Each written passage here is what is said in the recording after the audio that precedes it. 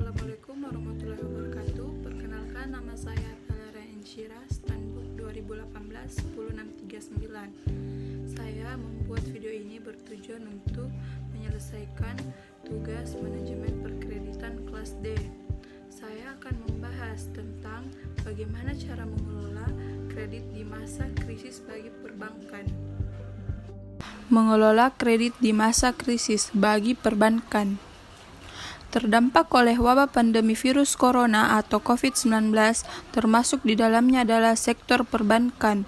Oleh karena itu, agar perbankan dapat tetap eksis di tengah pandemi virus corona, maka perbankan harus melakukan mitigasi risiko secara cermat serta menggunakan strategi kreatif menghadapi kondisi yang serba tidak menentu saat ini.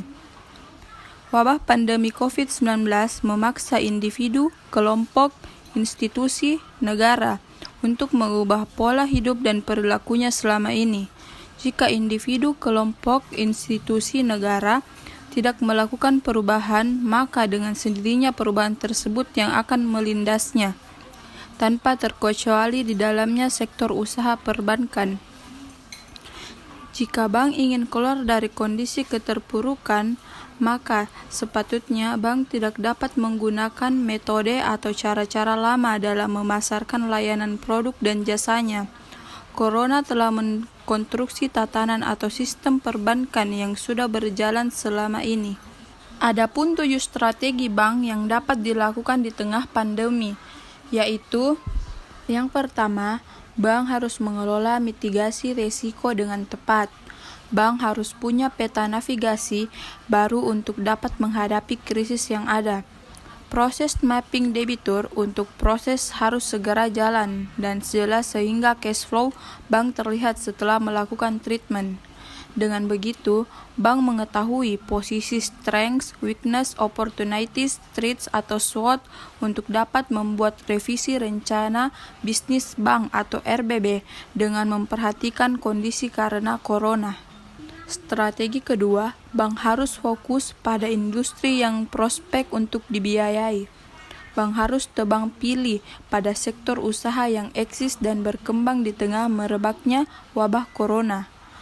Adapun menurut riset Decode FEC, sektor usaha potensial winner tersebut adalah sektor agribisnis, telekomunikasi, retail, e-commerce, farmasi, produk pembersih dan alat kesehatan.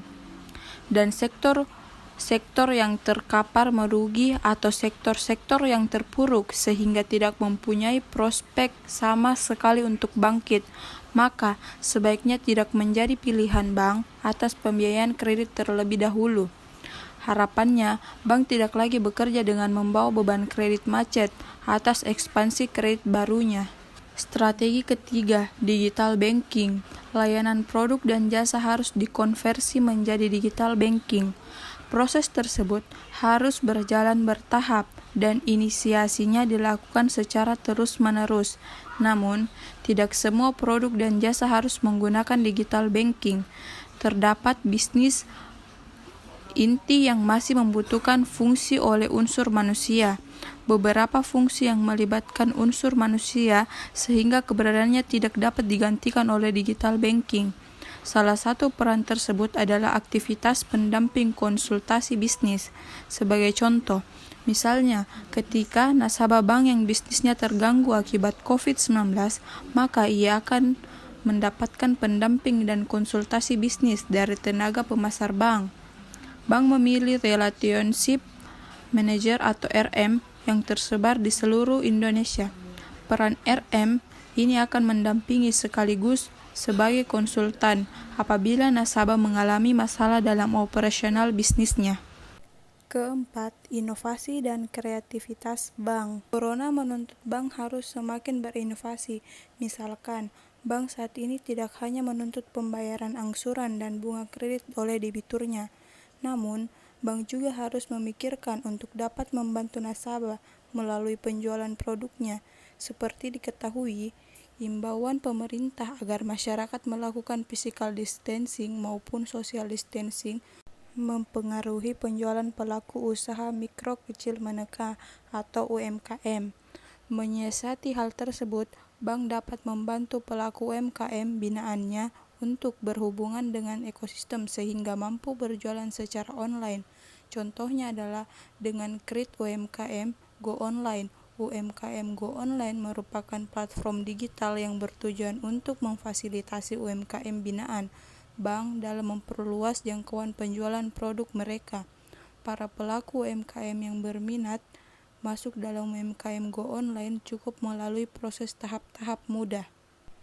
Nasabah wajib melengkapi data dan mendaftarkan usahanya terlebih dahulu dengan mengakses mikrosit UMKM Go Online di website bank lewat tautan portal bank. Selanjutnya, pihak penjual akan diminta untuk menyiapkan dokumentasi produk, mengirimkan sampel barang, hingga proses pengiriman barang ke gudang-gudang inventory yang dikelola oleh bank. Barang tersebut selanjutnya akan dibantu oleh bank untuk dijual melalui platform UMKM Go Online. Produk-produk unggulan dari UMKM mitra binaan bank dapat langsung dibeli di e-commerce rekanan seperti Tokopedia, Shopee, Bukalapak, Belanja.com, dan Blibli.com. Strategi kelima, pergunakan tools Zoom untuk on the spot atau OTS ketika pemerintah mengharuskan social distancing ataupun physical distancing. Maka harapannya respon bank ialah dengan memberlakukan verifikasi jaminan kredit di lapangan atau OTS melalui video call atau Zoom. Strategi keenam, pendampingan dan konsultasi bisnis. Nasabah UMKM yang bisnisnya terganggu akibat COVID-19 mendapatkan pendampingan dan konsultasi bisnis oleh staf bank, yaitu Relationship Manager atau RM yang tersebar di seluruh Indonesia. Peran RM ini akan melakukan pendamping sekaligus sebagai konsultan apabila pinjaman nasabah dilakukan restrukturisasi hingga proses restrukturisasi tersebut berjalan dengan lancar.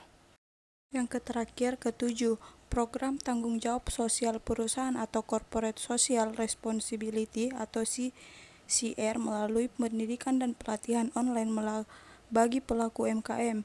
Bank dapat menyelenggarakan program pendidikan dan pelatihan online, Bank Virtual Training and Education, yang dilakukan melalui aplikasi UMKM Go Online. Ini merupakan upaya bank untuk terus mendorong para pelaku UMKM untuk meningkatkan kapasitas diri dan usahanya di tengah imbauan pemerintah untuk pembatasan fisik yang berguna untuk menekan penyebaran COVID-19. Walhasil, bank harus segera beradaptasi dengan kondisi pandemi virus corona dengan menerapkan strategi baru dan kembali pada jalur kinerja yang good performance.